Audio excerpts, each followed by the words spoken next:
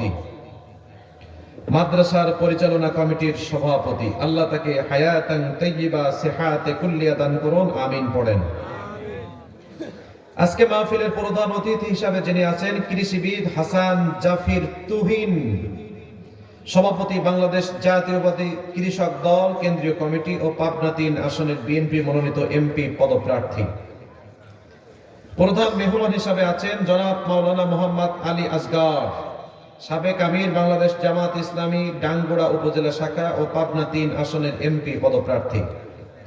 বিশেষ অতিথিবৃন্দ আছেন জনাব মোহাম্মদ জহুরুল ইসলাম বকুল, ভিপি আব্দুল হাকিম খান, জনাব মোহাম্মদ জিয়াউর রহমান জিয়া, জনাব মোহাম্মদ হাসান তারেক মুকুল, জনাব মোহাম্মদ জাহিদুল ইসলাম। আরো আছেন মাওলানা মোহাম্মদ আবু তালেব, জনাব মোহাম্মদ শাফিনুল ইসলাম, জনাব মোহাম্মদ আব্দুল হাই আল রাজি, জনাব মোহাম্মদ আতিকুল ইসলাম এবং অত্র এলাকার প্রধান ও সম্মানিত ব্যক্তিবর্গ। মহান আল্লাহ সকলের উপরে রহমত আর বরকত দান করুন, সকলকে মহান আল্লাহ সত্যের পক্ষে কবুল করুন, আমিন। আমার আগে কথা বলেছেন মাওলানা মোহাম্মদ আব্দুল গফফার সিদ্দিকী, ইনি কথা বলছেন। আল্লাহ রাব্বুল আলামিন তার ইলমে বারাকা দান করুন, পড়েন আমিন। কথা বলেছেন মাওলানা মোহাম্মদ মুখলিসুর রহমান বাঙ্গালী, কুষ্টিয়া। অনেক সুন্দর কথা বলেন হাস্যরস দিয়ে, ঠিক কিনা? আল্লাহ তাকেও কবুল করুন, আমিন পড়েন। তার আগে যারা কথা বলেছেন আল্লাহ সবাইকে কবুল করুন এবং আমার পরে অনেক বিজ্ঞ উলামায়ে হযরত আপনাদের মাঝে কথা বলবেন, যারা আমার থেকে আপনাদেরকে সুন্দর কথা শোনাবেন। আল্লাহ আমাদের শেষ মোনাজাত দিয়ে বাড়িতে যাওয়ার তৌফিক দান করুন, উত্তম ধৈর্য ধারণ করার তৌফিক দান করুন। সম্মানিত সুধী, দোয়া চাচ্ছি সবার কাছে তাদের জন্য। অত্র মাদ্রাসার সম্মানিত প্রিন্সিপাল সাহেব যিনি আমাদের সাথে কথা বলেছেন, খোঁজ খবর রেখেছেন, এবং দোয়া চাচ্ছি আপনাদের প্রতিষ্ঠানের বাংলা স্যার বলে যাকে চেনেন মোহাম্মদ আশরাফুজ্জামান। ৪-৫ মাস আগ থেকে উনি আমার সাথে যোগাযোগ করেছেন, খোঁজ খবর রাখেন, কথাবার্তা হন। তিনিও আপনাদের মাহফিল উপস্থাপনায় আছেন। আমরা তার জন্য দোয়া করি, রব্বুল আলামিন তার খেদমতটাকে তিনি তার খুশির জন্য কবুল করুন, তার পরিবারের উপরে মহান আল্লাহ রহমত আর বরকত দান করুন, এবং অত্র মাদ্রাসায় যত শিক্ষক বৃন্দ আছেন মহান আল্লাহ সকলকে ভালো রাখুন, সুস্থ রাখুন, নিরাপদ রাখুন, আমিন। এবং অত্র মাদ্রাসার গভর্নিং কমিটিতে যারা আছেন, সভাপতি সহ, সেক্রেটারি সহ, কোষাধ্যক্ষ সহ, আল্লাহ রাব্বুল আলামিন সবাইকে ন্যায়ের পক্ষে কবুল করুন।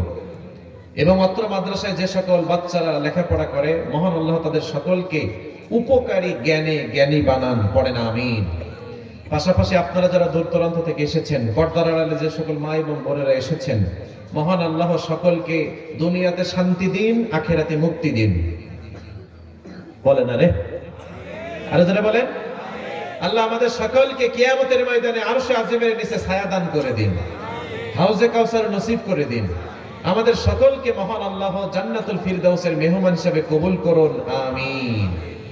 সম্মানিত সুধী, আপনাদের কাছে একটা কথা জানতে চাই, ইসলাম কি কখনো সংখ্যা দিয়ে প্রতিষ্ঠিত হয়েছে নাকি ঈমান দিয়ে প্রতিষ্ঠিত হয়েছে?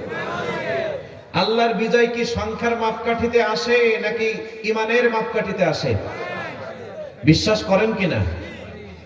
একটু নমুনা দেখি। বদরের যুদ্ধে কাফেরদের সৈন্য সংখ্যা কত? জোরে বলেন। 1000। আর ঈমানদার মুসলমানদের সৈন্য সংখ্যা কত? 313। তার মানে 3 গুণেরও বেশি। কাফেররা কি 3 গুণেরও বেশি। এখন বলেন তো বিজয়ের পতাকা কাদের হাতে? জোরে বলেন। তার মানে বোঝা গেল সংখ্যা দিয়ে বিজয় হয় না। কাফেরদের এমন মোটা গোটা তরুতাজা, বিগ ফাইট খেলা দেখেন আপনারা কেউ? রেসলিং, ইয়া মোটা মোটা শরীর, মনে হয় আমাদের মতো মানুষ মাছাসিরা যেমন কাপড় কাছে এইভাবে করে কাচতে পারে, ঠিক না? বিশাল বড় বড় শরীর, শক্তিশালী মানুষ। কাফের যারা, ওদের সৈন্য সংখ্যা এমন শক্তিশালী, মোটা সোটা, রসদ মালের অভাব নেই, অস্ত্র শস্ত্রের অভাব নেই, যানবাহনের অভাব নেই, খাবার দাবারের অভাব নেই। কাফের নেতারা বলছে, শোনো, খাবার দাবার যা লাগবে নিয়ে নাও, একটাই মাত্র কাজ, সেটা হলো মুহাম্মদ আর তার বাহিনীকে ঠকাতে হবে। নাউজুবিল্লাহ পড়ে। খাবার যা লাগবে আরে নাও, জন্মের খাওয়া খা, তবে তাদেরকে ঠকা, নাউজুবিল্লাহ। আর মুসলমানদের সৈন্য সংখ্যা আমার মতো এতটা মোটা মোটা নয়, পাতলা হ্যাংলা, মনে হয় ধাক্কা মারলেই 2 গোড়া দিয়ে উঠবে। রসদ মাল নেই, অস্ত্র শস্ত্র নেই। আল্লাহর হাবিব তাদের হাতে খেজুরের ডাল তুলে দিয়েছে। সুবহানাল্লাহ 27 সালে বলেন, বাস্তব নাকি মিথ্যা? খেজুরের ডাল হাতে ধরিয়ে দিয়ে আল্লাহর হাবিব দোয়া করে দিয়েছেন, এটাই তোমাদের জন্য অস্ত্রের মতো কাজ করবে। 313 জন পেটে ক্ষুধা, গরিব মানুষ, কেবলমাত্র ঈমান এনেছে। আল্লাহর হাবিব বলেছেন চলো বদরের প্রান্তরে যেতে হবে। আল্লাহর হাবিবের ডাকে সবার সাড়া দিয়ে বের হয়ে গেছে। বদরের প্রান্তরে যে দোয়া করেন, আল্লাহ তোমার হুকুম মোতাবেক আমরা বদরের প্রান্তরে চলে এসেছি, তবে 1000 কাফেরদের বিরুদ্ধে তোমার সাহায্য ছাড়া আমাদের বিজয় অর্জন করা সম্ভব নয়। আল্লাহ তোমার সাহায্য লাগবে, আল্লাহ তুমি আমাদের জন্য যথেষ্ট হয়ে যাও। আল্লাহ রাব্বুল আলামিন বলেন, নবী হে আপনি চিন্তা করবেন না, আপনি টেনশন করবেন না। বিআলফিম মিনাল মালাইকাতি মুরদিফিন, একের পরে এক, একের পরে এক, একের পরে এক 1000 ফেরেশতা পাঠিয়ে দিয়ে মহান আল্লাহর নির্দেশে তারা 313 জনের পক্ষে যুদ্ধ করিয়ে 1000 কাফেরের বিরুদ্ধে যুদ্ধ করিয়ে মুসলমানের হাতে আল্লাহ বিজয়ের পতাকা তুলে দিয়েছেন। সংখ্যার মাধ্যমে ইসলাম প্রতিষ্ঠা হয় নাই, ইসলাম প্রতিষ্ঠা হয়েছে ইমানের মাধ্যমে। যারা বলেন ঠিক না বেঠে?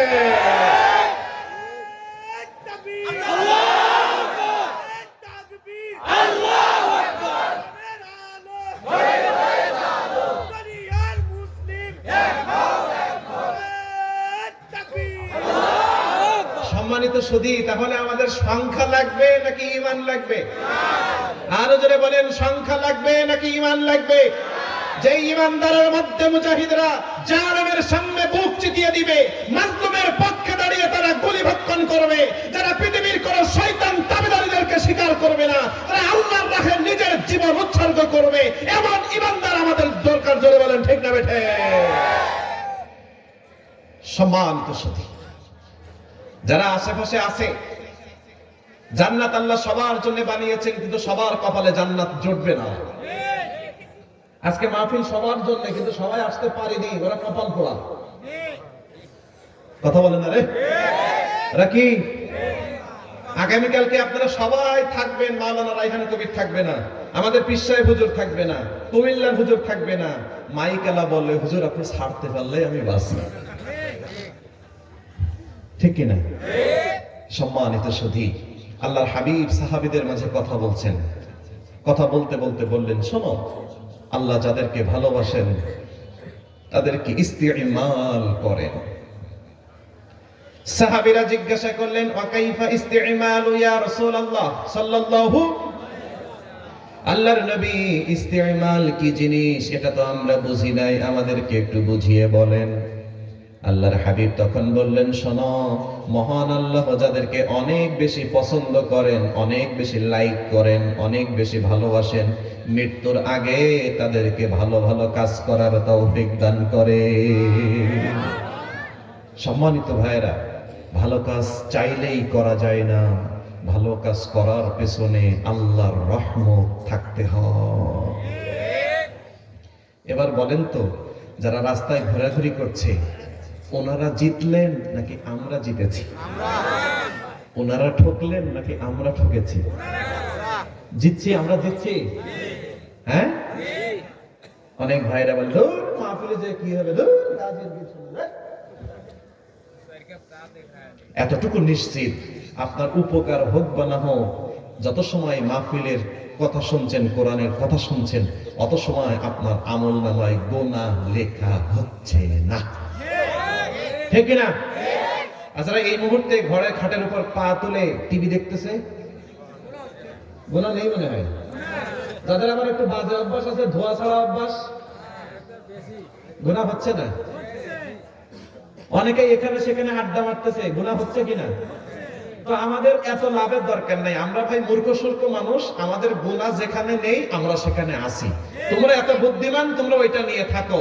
সেই দিন বুঝবা, যেই দিন কবরে রব্বুল আলামিনের আযাবের ফেরেশতা নাজিল হয়ে যাবে, সেই দিন তোমার ওই লম্বা লম্বা কথায় চিড়া ভিজবে না। এখন বলেন তো প্রিয় ভাইরা, আমরা যে এই কোরআনের মজলিসে আসতে পারলাম, আমরা ঠকলাম নাকি জিতলাম? জিতিয়েছেন কে?